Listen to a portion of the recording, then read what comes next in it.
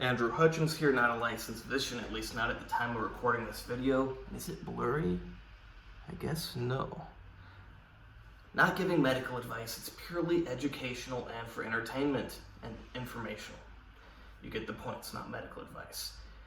And something I've had in my medical cabinet for years now is moxifloxacin, because if shit hits the fan and society collapses and you can't get to a hospital and you get an infection, like, oh, why would I get an infection?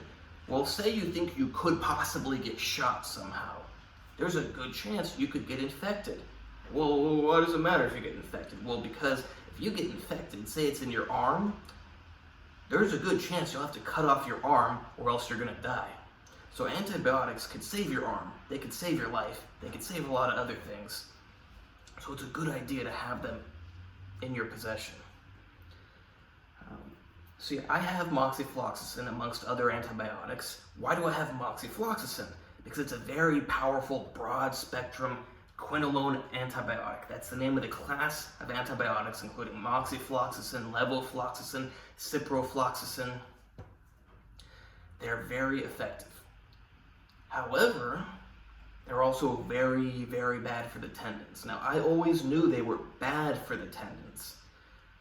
I knew that they weaken the tendons. I knew they weren't the best. I knew that ideally, for a normal infection, I would not take moxifloxacin.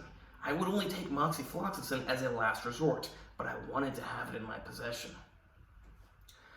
However, recently, I had been getting a lot of recommended YouTube videos of people suffering from Cipro, which is apparently what YouTube videos are calling what happens to people when they take ciprofloxacin, a quinolone antibiotic like moxifloxacin. You might notice the ending is the same, floxacin, and they become bedridden and very diseased, and it's horrible.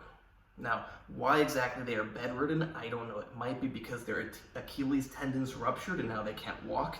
Why would the Achilles tendons rupture? Because if it's horrible on your tendons, which apparently it is very horrible, at least for a lot of people on their tendons, your Achilles tendons support the weight of your body when you stand up or when you walk around. So they're the most likely to rupture. And if they rupture, you are stuck in bed. You know what happens when you're stuck in bed? I know what happens when you're stuck in bed. I've been stuck in bed before. It's not good. Your body wastes away. Not only do you become very weak, but it's very painful. And not only is it very painful, it's very dangerous for many reasons, one of which being, even if you can move around in bed, you're likely to get a blood clot. That blood clot can travel to various places in your body, including your brain. Travels to your brain, now you got brain damage. Travels somewhere else, it blocks the blood flow there, now you got tissue damage, organ damage, whatever. Not good.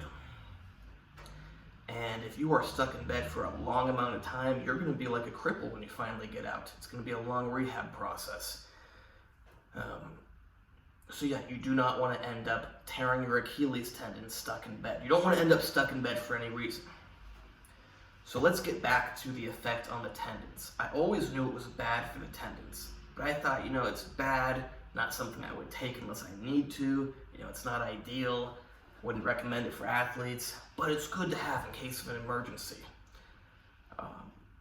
After seeing all these recommended videos and looking into it more, I've come to the conclusion that I am going to replace it. Well, I'm not going to get rid of it, but I'm going to find myself an alternative, very powerful, broad-spectrum antibiotic to keep in case of emergencies, because I do not want to end up like that. I don't want to tear any tendons. I've torn enough tendons in my life. I do not want to tear any more. I'm still rehabbing torn tendons. And apparently, the tendinopathy induced by the quinolones is a very abnormal tendinopathy. It's not fully known how it occurs. There's some theories that it could be due to metallometal proteases that enzymatically degrade the tendons. That's not good. They've also noticed lesions in the tendons. Now, whether that's due to the enzymatic degradation of the tendons or something else, we don't know. Maybe somebody knows. I don't know. Research didn't know. I don't really care. I just care that it happens, and I care not to take quinolones.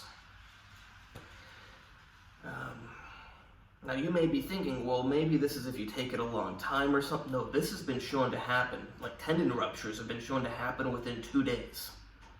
It sounds crazy, but when you enzymatically break down your tendons, they can rupture pretty quickly. You know, there's other medications like corticosteroids, which are very dangerous for tendons. And, you know, under normal circumstances, people can take corticosteroids. They're not going to rupture their tendons. But, you know, if you are a power lifter or a bodybuilder, you take corticosteroids and go to lift a lot of weight, you're putting yourself at a big risk. I met a guy, wouldn't say I know him because I don't hang out with him.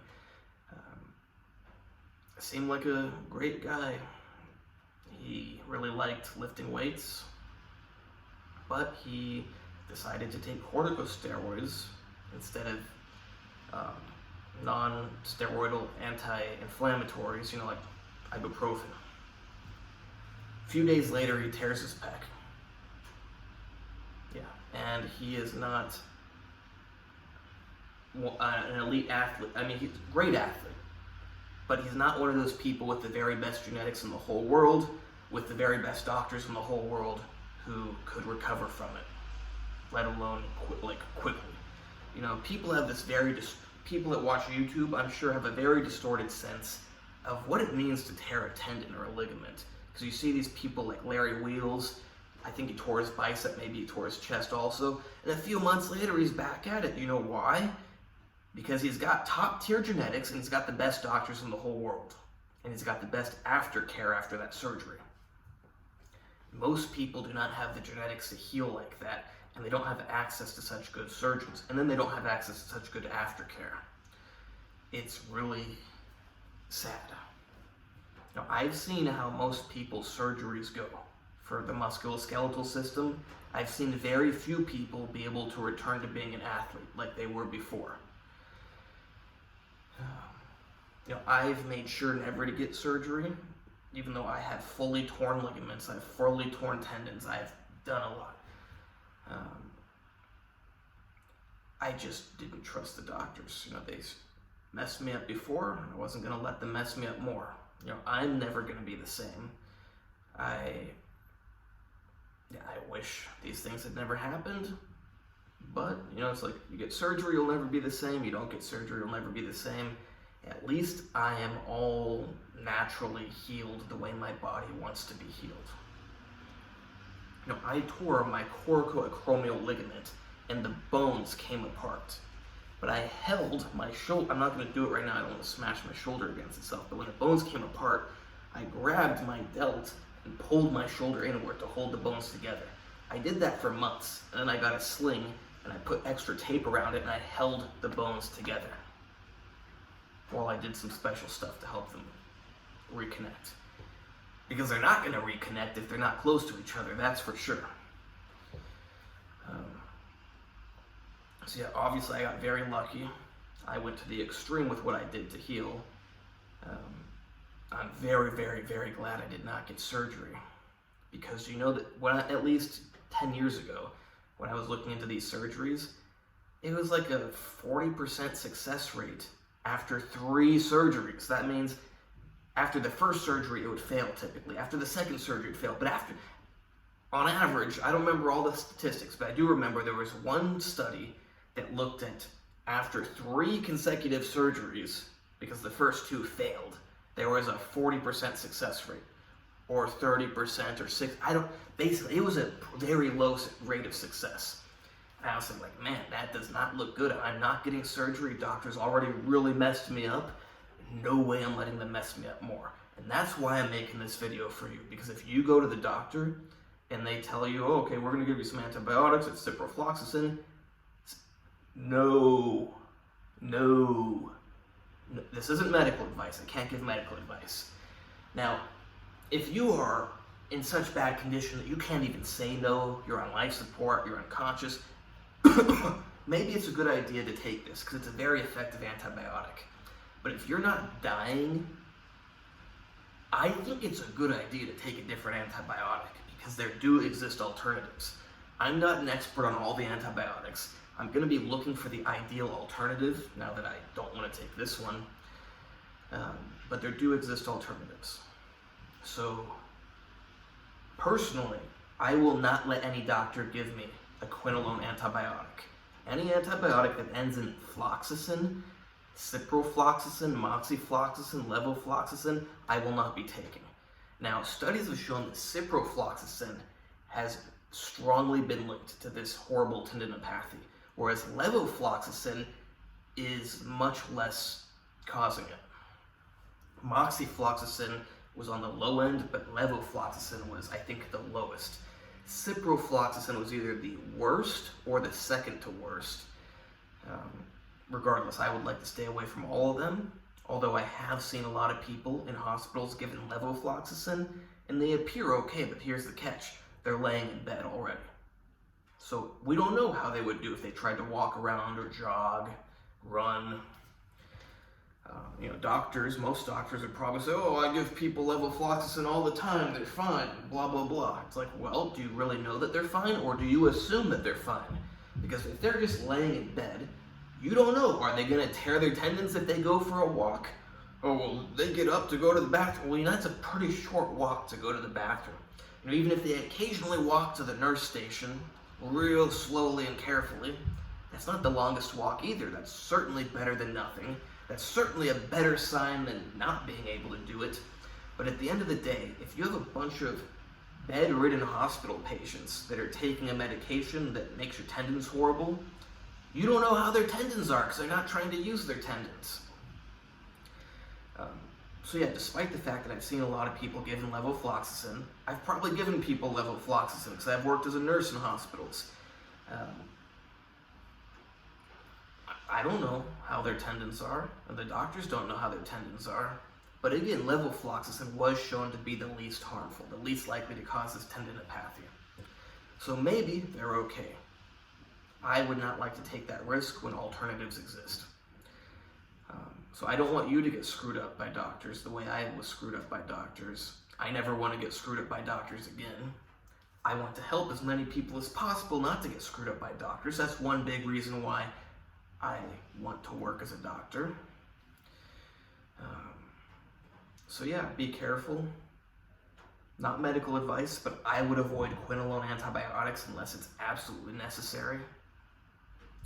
And keep in mind, if there's ever an emergency and you get something shoved into your body and it gets infected, you're going to need antibiotics. So if you're somebody that likes to prepare for things, I recommend you get antibiotics. That's not medical advice because I'm not saying to take antibiotics. I'm just saying to stock up on them. They might be worth their weight in gold. What you should also do is check out that like button and that subscribe button. Click both of them. Check out my other videos. Check out my Instagram, AndreyHutch, AndreyHutch. You can hire me there for training, advice, consultations, plans, whatever. I'm a bit fat right now, so I don't look so impressive. Plus, I haven't been working out too much.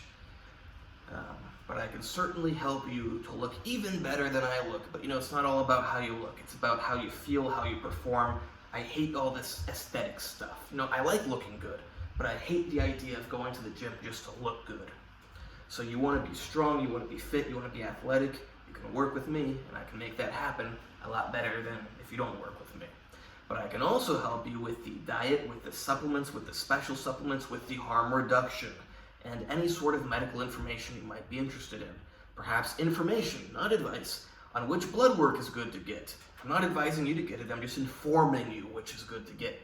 Oh, what does that blood work mean? I'm not advising you to do anything, but the blood work means this, and this is something that could be good to do based on available evidence. Not advising you to do it, but now you have the information. And that kind of medical information can apply to anything you want. But if you ask me about something and I don't know, I'll tell you I don't know, because I'm not a nutjob, psychopath, insecure, scammer, money-hungry person like most doctors who never say they don't know. If I don't know, I don't take your money and I don't pretend to know.